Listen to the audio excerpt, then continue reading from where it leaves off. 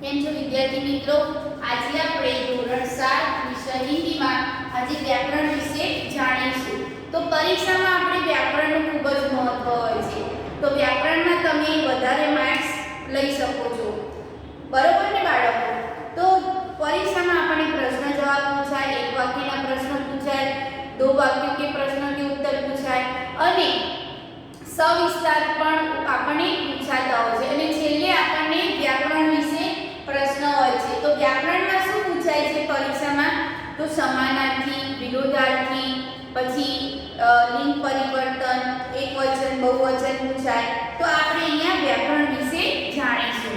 તો વ્યાકરણમાં આપણે અહીં મુહાવરે એટલે કે જે મુહાવરે આપ્યા હોય એનો અર્થ લખવાનો અને તેનો વાક્ય બનાવવાનો. બરોબર બાળકો? તો જુઓ, હૃદય પીલા દેના.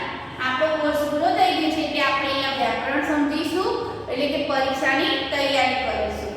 હૃદય પીલા દેના, હૃદય પીલા દેના.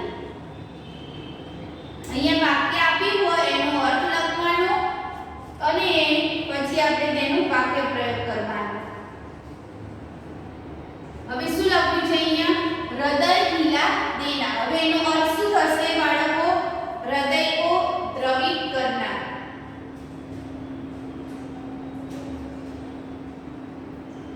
हृदय को द्रवित करना.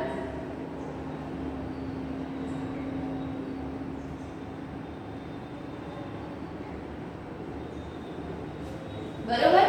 હવે અહીંયા આપણે વાક્ય પણ બનાવવાનું આવશે. અર્થ લખ્યો આપણે હૃદય को द्रवित करना એટલે હવે અહીંયા તમારે વાક્ય તમારી રીતે તમે લખી શકો છો. बरोबर? शहीदों की याद हमारे हृदय हिला देती है. शहीदों की याद वाक्यમાં તમે તમારી રીતે વાક્ય બનાવી શકો છો.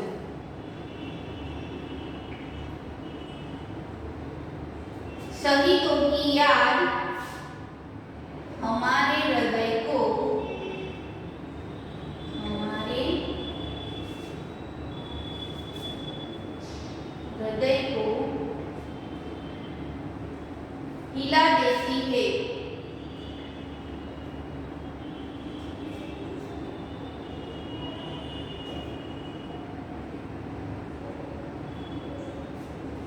बरोबर बाळको?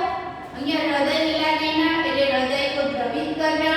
शहीदों की याद हमारे हृदय को हिला देती है એટલે તમને પરીક્ષામાં આ મુહાવરા પૂછાય તો એનો અર્થ લખવાનો અને વાક્ય લખવાનું. બરોબર બાળકો? હવે બીજું જુઓ, માર ખા જાના. માર ખા જાના. બરોબર? તો અહીંયા એનો અર્થ લખવાનો રહેશે નુકસાન હોના. કઈ વસ્તુમાં આપણે નુકસાન થયું હોય તો એને આપણે શું કહીએ? માર ખા જાના એટલે કે નુકસાન હોના. કોઈ વેપારી હોય અને એને એમાં ખોટ જાય તો એની શું કહીએ છીએ આપણે? કે માર ખા જાના એટલે નુકસાન હોના. તો વાક્ય બાળકો તમે તમારી રીતે બનાવી શકો છો. હવે ત્રીજું છે ફૂટી કોડી ન હોના. ફૂટી કોડી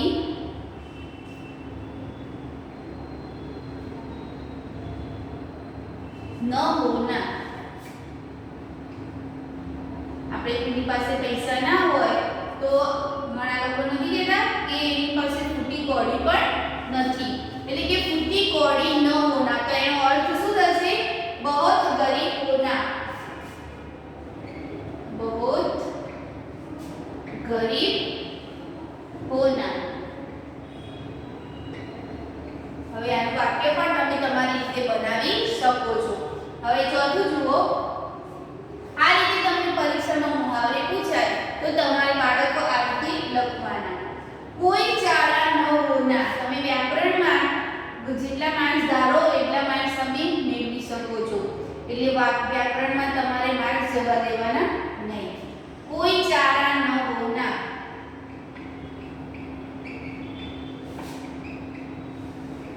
બરોબર? તો એનો અર્થ શું થશે?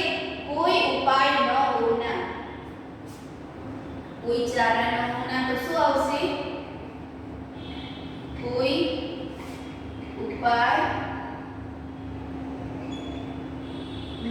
રોના. બરોબર બાળકો? તો આનું પણ વાક્ય તમે તમારી સાથે બનાવી શકો છો. પાંચમું જુઓ, ડાલા ડાલના. ડાકા ડાલના એટલે કઈ જગ્યાએ કે ડાકા એટલે કે ચોરી કરવી હોય તો ચોરો ચોરી કરતા હોય તો હિન્દીમાં શું કહેવાય? ડાકા ડાલના. તો એનો અર્થ શું થશે? ચોરી કરનાર. ચોરી કરનાર. બરોબર બાળકો? એ જ રીતે તમારે નો દો 11 હોના તો ભાગ જાના, હક્કા બક્કા રોજાના તો ચकित होना અને फुट फुट कर रोना तो बहुत अधिक रोना. फुट फुट कर रोना હોય તો તમારે એનો અર્થ લખવાનો કે बहुत अधिक रोना. હવે અહીંયા શબ્દકોશ આપે છે કે શબ્દકોશ આપ્યો હોય આપણને તો એ આપણે શબ્દકોશ પ્રમાણે લખવાનું. તો અહીંયા આપણે જોયું મુહાવરો. હવે શબ્દકોશ જોઈશું. તો વ્યાકરણમાં પરીક્ષામાં તમને શબ્દકોશ પણ પૂછાય છે. જે ગુજરાતી વ્યાકરણમાં તમને કક્કાવારી પ્રમાણે શબ્દ પૂછાય છે તેમ હિન્દીમાં પણ એ જ રીતે શબ્દકોશ આવે છે. બરોબર? શબ્દકોશ. બરોબર?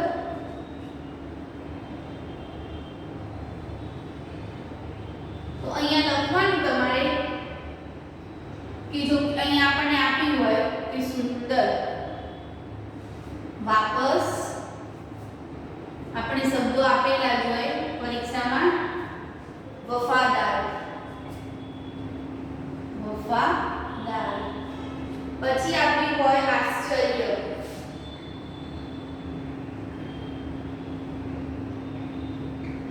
બરોબર? અને છેલ્લે લૂંટેરા. શબ્દકોશ એટલે અહીંયા કક્કાવારી પ્રમાણે જે શબ્દ પહેલો આવતો હોય એ આપણે જવાબમાં લખવાનો. તો સુંદર, વાપસ, વફાદાર, આશ્ચર્ય અને લૂંટેરા. બરોબર?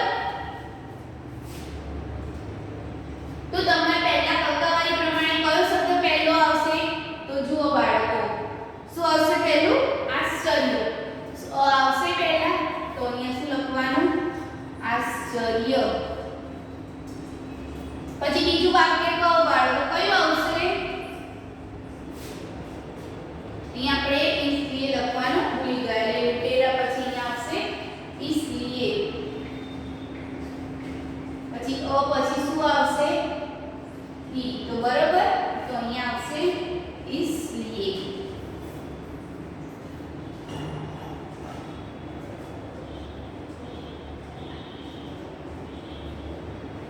બરોબર? હવે ત્રીજું શબ્દ શું આવશે બાળકો? તો વફાદાર. શું આવશે? વફાદાર. પછી ચોથું શું આવશે? વાપસ. બે બ વાળા શબ્દ છે એટલે વફાદાર અને વાપસ. અને છેલ્લે આવશે સુંદર. તો કક્કાવારી પ્રમાણે આપણે અહીંયા વાક્ય બનાવવાના રહેશે. તો ખબર પડી બાળકો? પહેલું આશ્ચર્ય આવ્યું, પછી इसलिए, પછી વફાદાર, વાપસ અને સુંદર. તો શબ્દકોશમાં આપણને પરીક્ષામાં પૂછાય કે શબ્દકોશ પ્રમાણે તમે વાક્ય લખો તો તમારે આ પ્રમાણે કક્કાવારી પ્રમાણે લખવાના. હવે બીજું જુઓ, લિંગ પરિવર્તન.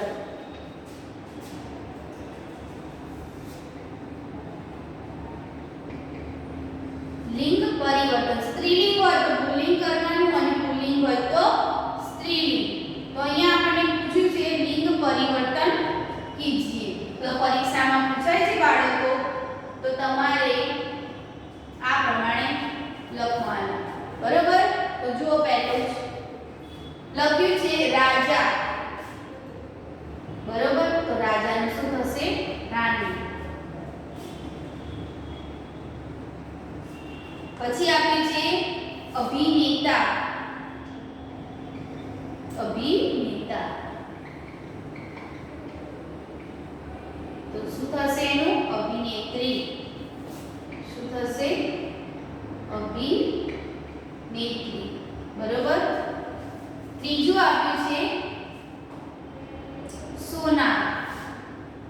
સોનાર. બરોબર? તો સોનારનું શું થશે? સોનારી.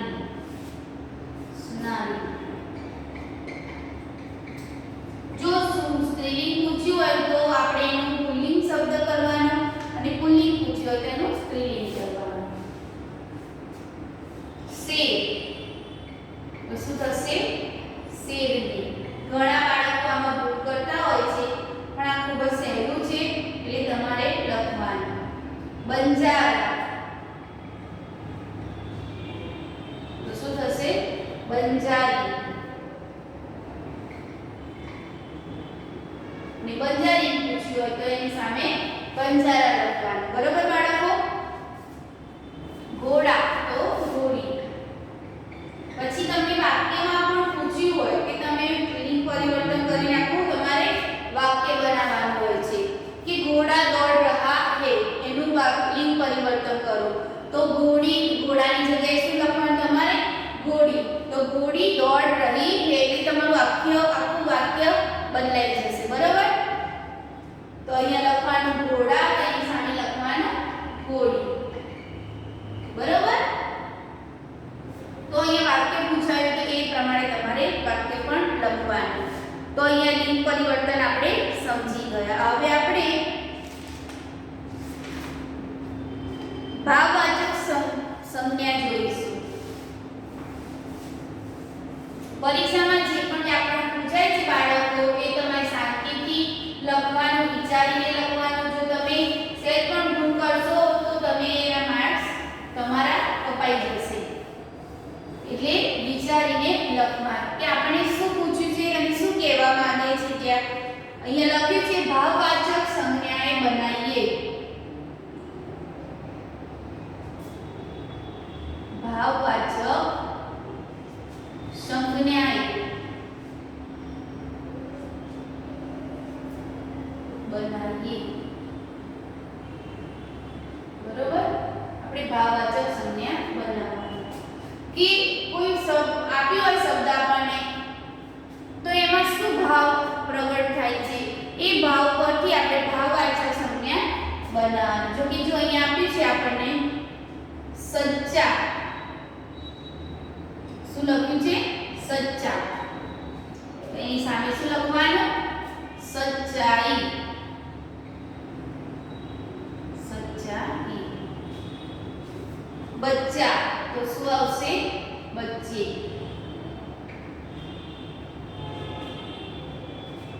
શું આવશે? બચ્ચે. ઊંચા. અમી. તો અમી. અમી. તો શું આવશે? અમીરી. અહીંયા ભાવવાચક સંજ્ઞા બનાવવાની છે. તો સચ્ચા તો સામે સચ્ચાઈ લખવાનું, બચ્ચાની સામે બચ્ચે લખવાનું અને અમીની સામે અમીરી.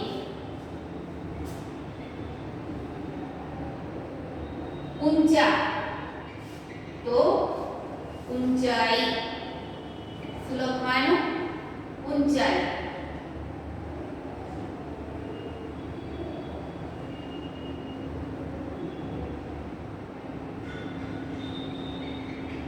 બરોબર બાળકો? સમજી ગયા?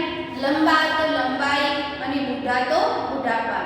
હવે આપણે રેખાંકિત સંજ્ઞા જોઈશું. શું જોઈશું? રેખાંકિત સંજ્ઞા. તો ભાવવાચક સંજ્ઞામાં ખબર પડી ગઈ બાળકો?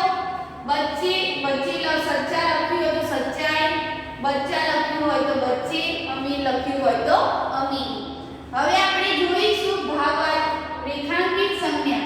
રેખાંકિત સંજ્ઞા એટલે આપણે ત્યાં અંડરલાઈન આપી હોય ત્યાં એનો ભેદ સમજાવવાનો કે આ કયું વાચક શબ્દ છે.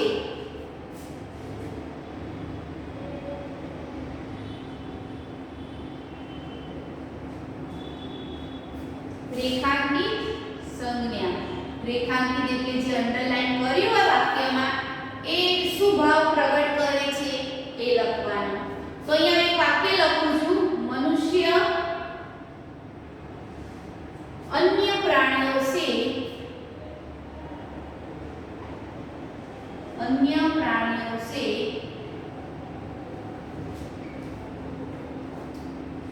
श्रेष्ठ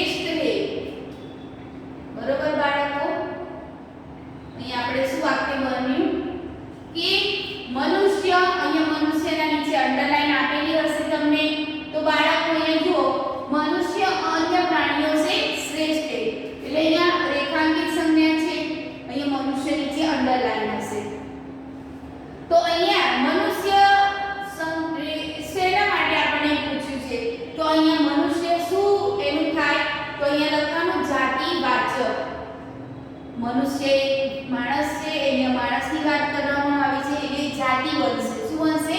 જાતિવાચક. જાતિવાચક. ખબર પડી બાળકો? બીજું આપ્યું છે हमें अहिंसा के पथ पर चलना चाहिए. हमें अहिंसा के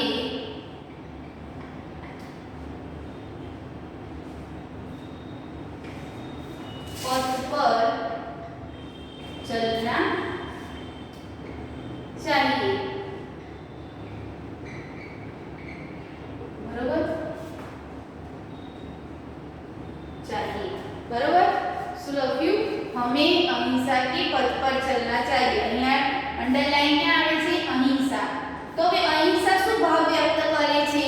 તો અહિંસા તો અહીંયા શું થશે? ભાવવાચક. શું પ્રગટ કરે છે? ભાવ. કે हमें अहिंसा के पथ पर चलना चाहिए. તો અહીંયા ભાવ પ્રગટ થાય છે. તો અહિંસા એટલે ભાવવાચક.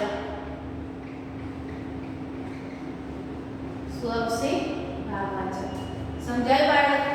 હવે આપ્યું છે રેલવે સ્ટેશન પર લોકો की भीड़ रहती है. भीड़ ભીડના નીચે અંડરલાઈન છે એટલે શું છે? ભીડ શું શબ્દ સમજૂતી આપે છે? તો લખવાનું સમૂહવાચક. ભીડ હોય, ભીડની નીચે અંડરલાઈન છે. બરાબર? તો એ શું પ્રગટ કરે છે? ભીડ હોય એટલે સમૂહવાચક. શું આવશે? સમૂહવાચક.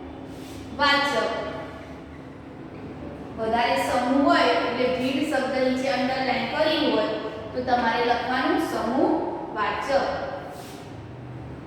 બરાબર બાળકો? હવે ચોથું છે ક્ષમા. કોઈ વ્યક્તિ હોય એની આપણે માફી માંગી હોય તો આપણે હિન્દીમાં એ શું કહીશું? ક્ષમા. બરાબર? તો ક્ષમા શું ભાવ દર્શાવે છે? તો તમારે લખવાનું ભાવવાચક. શું દર્શાવે છે? ભાવવાચક. કોઈની માફી માંગવી હોય તો આપણે એની માફી માંગીએ તે શું દર્શાવે? ક્ષમા. તો ભાવવાચક. બરાબર બાળકો? પછી ફૂલ. તો ફૂલ શું આવશે? વાચક. જાતિવાચક. પછી આવશે વિનમ્રતા તો ભાવવાચક અને સભા તો સમૂહવાચક. બરાબર બાળકો? હવે આપણે આગળ જોઈશું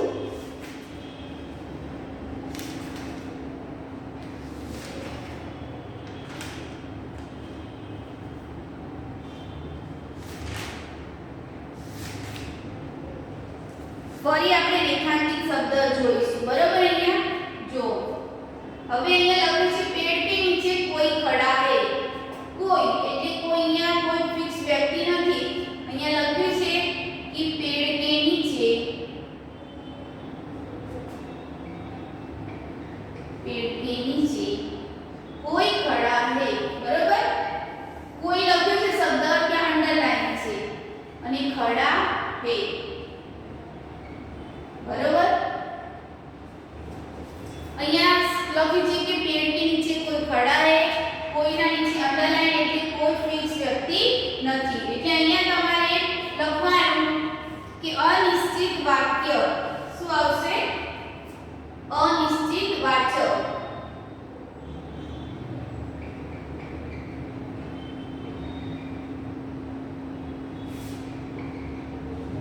કોઈ અનિશ્ચિત છે એટલે કોઈ નિશ્ચિત વ્યક્તિ નથી એટલે અનિશ્ચિત વાચક આવશે. પછી પતા નહીં યહ સંદૂક કિસકી હે. એમાં પણ અનિશ્ચિત વાચક. યહ શિવાજી કા કિલ્લા હે. તો યહ ના નીચે અંડરલાઈન હોય તો તમારે લખવાનું કે આ વસ્તુ આ વ્યક્તિનું જ છે એટલે અહીંયા આપણને બતાવ્યું છે તો અહીંયા લખવાનું નિશ્ચિત વાચક. શું લખવાનું? નિશ્ચિત વાચક. અહીંયા લખ્યું હોય કે યહ શિવાજી કા કિલ્લા હે.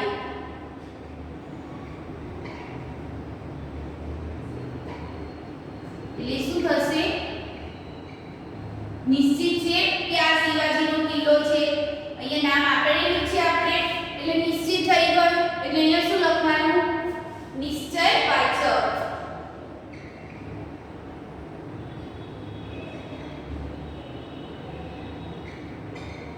નિશ્ચય વાચક.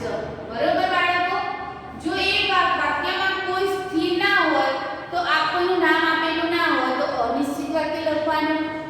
કોઈ વ્યક્તિનું નામ આપણે આપેલું હોય તો તમારે નિશ્ચિત વાક્ય લખવાનું. હવે વચન પરિવર્તન જોઈશું. એક વચન હોય તો બહુવચન, બહુવચન હોય તો એકવચન લખવાનું. ખબર પડી બાળકો?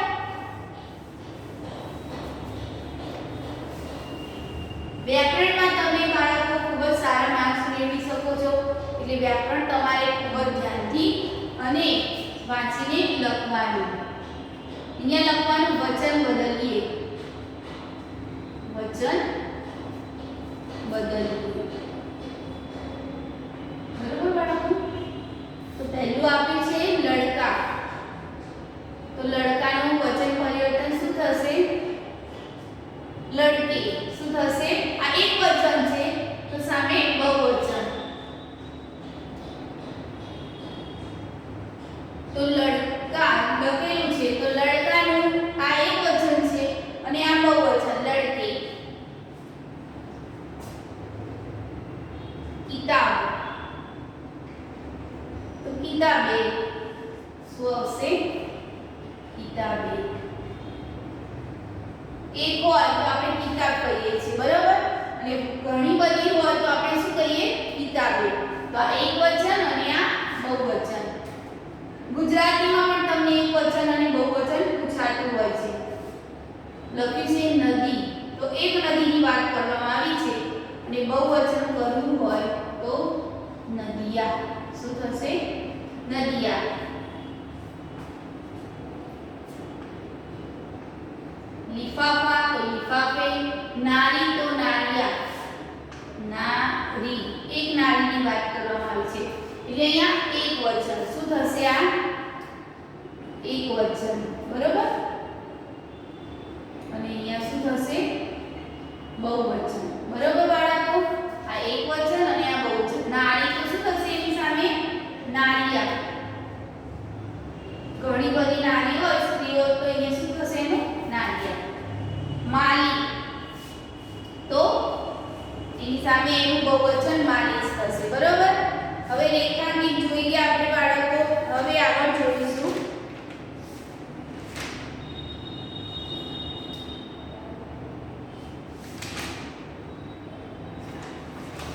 ગુજરાતી શબ્દ કરો. આપણે હિન્દીમાં શબ્દ આપેલા હોય એના ગુજરાતી શબ્દ કરવાના પણ પૂછાય છે, બરોબર? ઘણા લોકો બાળકો એનું એ જ પરીક્ષામાં લખી દેતા હોય છે, પણ જે હિન્દીમાં આપ્યું હોય એના ગુજરાતી નામ લખવાના કીધા હોય તો એ લખવાનું ગુજરાતી નામ, બરોબર? તો આપણે પૂછ્યું હોય હેઝા તો એનું શું થશે? કોલેરા. વિચારીને બાળકો લખવાનું કે આ વસ્તુનું ગુજરાતી શું થશે. તો અહીંયા પૂછ્યું હોય કે હેઝા તો એનું ગુજરાતી કોલેરા. પછી પૂછ્યું છે આમાંથી શાક તો એનું ગુજરાતી થશે મરડો, બરોબર? પીલિયા. આપણે જે વિડિયો થયો કહીએ એને હિન્દીમાં શું કહીએ છીએ? પીલિયા. તો અહીંયા લખવાનું કમળું. પછી લખ્યું હોય બુખાર તો બુખારને ગુજરાતીમાં શું કહીએ આપણે? તાવ. શું કહીએ છીએ? તાવ, બરોબર? ચેચક તો બળિયા. અંતક્ષ જ્વર એટલે ટાઇફોઇડ. દાદ એટલે દાદર. કે એટલે ઉલટી. બદહસ્મી એટલે અપચો. એઠન એટલે શું? બરોબર બાળકો? તો અહીંયા તમારે પરીક્ષામાં પૂછ્યું હોય કે શબ્દનું ગુજરાતી નામ ગુજરાતી કરો તો તમારે આ રીતે લખવાનું.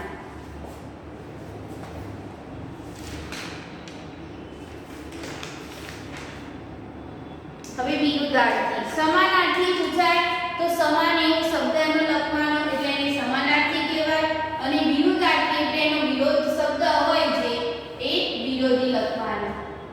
તો અહીંયા પૂછ્યું છે શબ્દો કે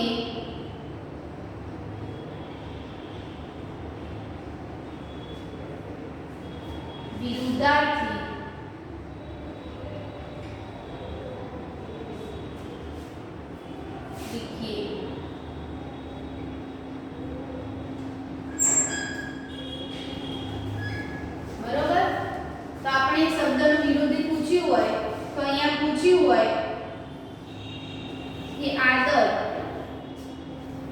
એનું વિરોધી શું લખવાનું? અનાદર.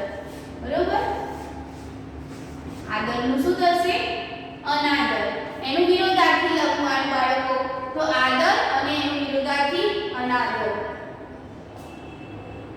સત્ય. સત્યનું અસત્ય. શું થશે? અસત્ય. સ્વકાજ. પછી પ્રેમ. પ્રેમ તો શું લખવાનું? નફરત. શું લખવાનું? નફરત. મૃત. મૃત એટલે મૃત્યુ પામેલું. તો એની સામે શું આવશે? જીવત. શું આવશે? જીવત. છોટા. તો છોટાની સામે શું આવશે?